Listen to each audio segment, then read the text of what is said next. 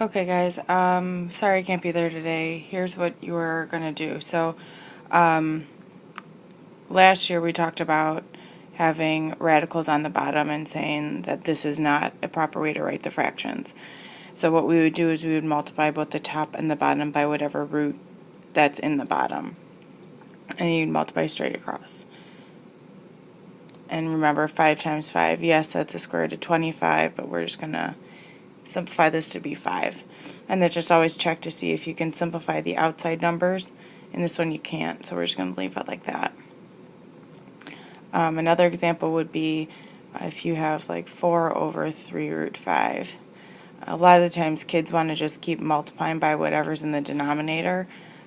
So they'd multiply by 3 root 5, but honestly that's going to make this a lot bigger. Just multiply by the root.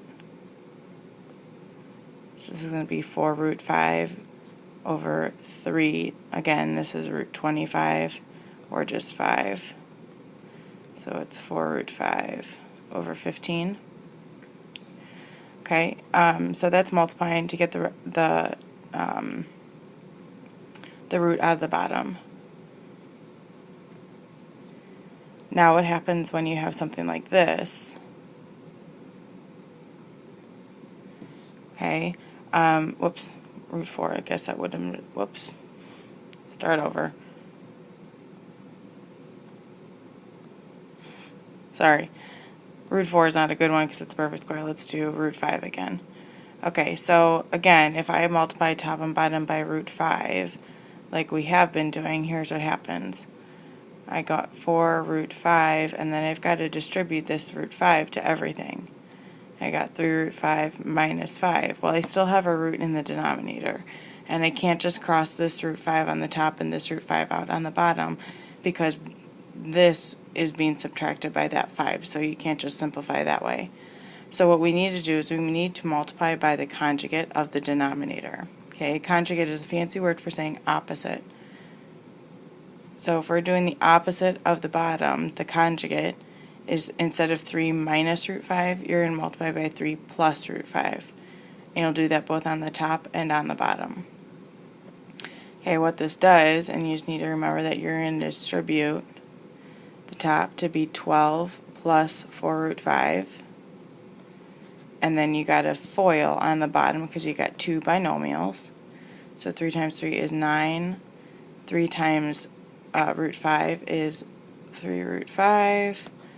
And then negative root 5 times 3 is negative 3 root 5.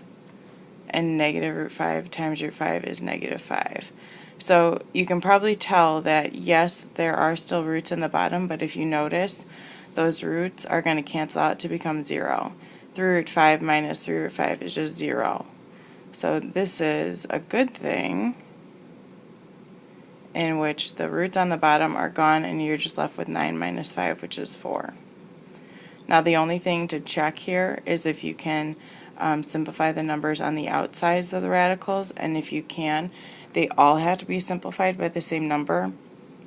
So 12, 4, and 4 all have a factor of 4, so I'm going to divide those by 4. So 3 plus 1 root 5 over 1, or you can just say 3 plus root 5. Okay, it doesn't always happen where your answer is the conjugate that you multiplied by. This is just one case that it happens that way. There's a practice in your folder in 1.1. It is called extension. I don't think that this is too hard. I think this is maybe something that you covered last year in level 4s. A couple example problems in there with an answer key. So please try that if you're there. And if you have any questions, please email me or stop by in the morning tomorrow. I hope to be back at school. Have a good day, guys.